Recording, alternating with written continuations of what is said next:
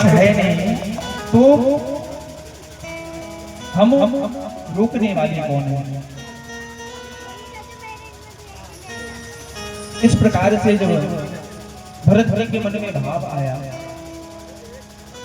जब भाई आए देखे तो पूरी जितनी भूमि है सारी भूमि चिड़िया चुग करके चली गई।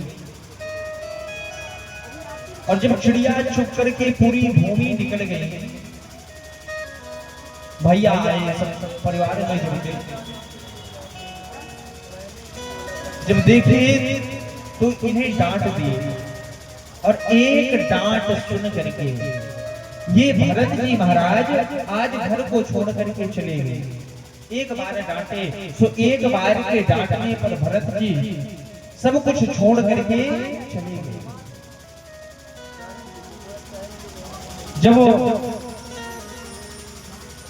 वो भरत जी वहां से गए, इधर एक मंदिर में जाकर के बैठे हुए। माता ने किसी भक्त को पुत्र दिया था। उस पुत्र जिसको दिया है उसको कभी पुत्र नहीं होता था। उसने एक वहां बलि दी। देखिए, बलि का जो विधान है शास्त्रों में किसी इंसान की अथवा जीव की बलि का नहीं है। कभी किसी ने विचार किया है नारियल क्यों तोड़ते हैं? मंदिर में नारियल क्यों तोड़ा जाता है? हर पूजा में बलि का विधान है। कोई पूजा हो, छोटी सी भी पूजा है ना, तो उसमें बलि का विधान है। चाहे सत्यनारायण की ही पूजा क्यों ना हो, उसमें भी बलि है। और बलि का अर्थ ये नहीं कि किसी जीव की हत्या करें, किसी इंसान की हत्या करें। अच्छा, एक बात सोचिए, कौन सी माता होगी जो अपने बालक की हत्या करेगी? कोई ऐसी माता है कि अपने बालक की हत्या चाहेगी, अपने बालक का रक्त पान करेगी? तो फिर जो दुर्गा जी है, काली माता, ये सब तो जगत माता है, सबकी माता है। हम सब उनके बालक हैं। और यदि हम सब उनके बालक हैं तो फिर कोई माता अपने बालक की बलि कैसे दे सकती है? बलि का विधान नारियल का है। नारियल को इसीलिए तोड़ते हैं, काटते हैं। एक बलि हमने आपको दी है। ये बलि का विधान नारियल हो गए, फल हो गए और सब्जी। तीन बलि प्रधान है, नारियल, फल, सब्जी। सब्जी में जब दुर्गा माता की प्रतिमा विराजमान करते हैं तो ये जो कद्दू होता है उसे रखते हैं। क्यों रखते हैं? क्योंकि उसका विधान है बलि, वो बलि देते हैं। किसी किसी जगह पर फलों की बलि दी जाती है, किसी जगह नारियल की बलि। वहां बलि का विचार करके आए, यदि पुत्र होगा तो आपको बलि देंगे। अब बलि किसकी? तो ये इंसानों की बलि दे दी। अब इनको माता की कृपा से पुत्र हुआ है। इनको कोई इंसान मिला नहीं, शांत दिखे भरत जी। सबने विचार किया था कि ये पागल है। पागल जान करके भरत जी को ही ले गए, बलि दे गए। और जैसे खूब नहलाया धुलाया, कपड़े पहनाए, खूब सजाया, जैसे ही तलवार निकाल मारने लगे। और जैसे मारने लगे ना, प्रत्यक्ष भागवत जी में स्पष्ट लिखा है माता ने कैसे बलि ली है या नहीं ली। जैसे मारने लगे उसी समय काली माता वहां 8 भुजाओं को धारण करके, 4 भुजा इधर 4 इधर, 8 भुजा धारण करके काली माता प्रकट हुई। जितने वहां भरत जी को मार रहे थे, बलि दे रहे थे, सबके शीशों को काट करके उनके हाथों से कंद क्रीड़ा करने लगे, जैसे एक बालक गेंद को खेलते हैं।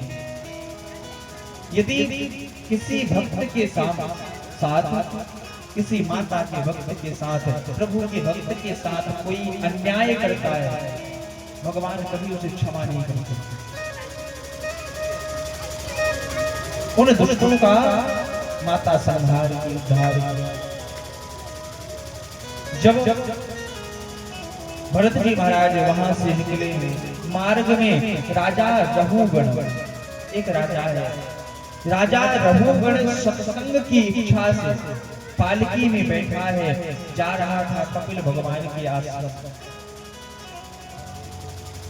कपिल भगवान के आश्रम जब जाने लगा मार्ग में, इसके पालकी उठाने वालों में से एक की तबीयत बिगड़ी, तबीयत खराब, कोई पालकी उठाने वाला नहीं है। अब मार्ग में मिल गए भरत जी, सबसे शांति यही है। भरत जी मिले, भरत जी जब मिल गए तो पालकी उठाने के लिए इनको लेकर के गए भरत जी। जब पालकी लेकर के गए, अब भरत जी की एक आदत थी, यदि कहीं रास्ते में भरत जी को कोई चींटी दिख जाती, उसे पैर नहीं रखते थे, उस चींटी के ऊपर से कूद करके दूसरे पार जाता। अब वो पालकी का बांस कंधे में रखे, देखे चींटियों की लाइन है, वो चींटियों की लाइन को दूसरे पार पहुंचा। अब जब कूदे तो पालकी का बांस सर में लगा, राजा एक बार दो बार लगा, तीसरी बार अपमानजनक शब्दों का उपयोग किया। राजा बोला, देखो ये दुष्ट, जबकि वो अच्छे हट्टे कट्टे थे, बोला कितना दुबला पतला है, इसे पकड़ करके लाए हो, इससे पालकी उठाई नहीं जा रही।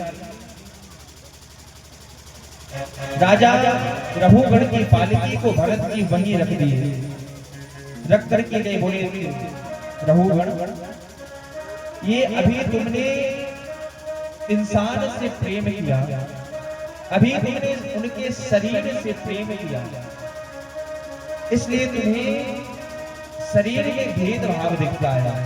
ये कौन ताकतवर है, कौन कमजोर है, कौन मोटा है, कौन कैसे है, ये व्यक्ति कब देखता है, जब शरीर से प्रेम होता। और यदि आत्मा से प्रेम होता, भाव से प्रेम होता, तो वो राजा के यहाँ सत्संग के लिए जा रहे हैं, वहां उनसे सत्संग क्या करेगा। अनेकों प्रकार से उपदेश किए और इतने सुंदर उपदेश दिए, बोले कि सबसे पहले तुम्हें संतों के पास जाना चाहिए, सबसे पहले संतों के पास तुम्हें बैठना चाहिए। यदि संतों का संग करोगे ना, तो ये जो तुम्हारा विवेक सोया है, सोया विवेक जाग जाएगा।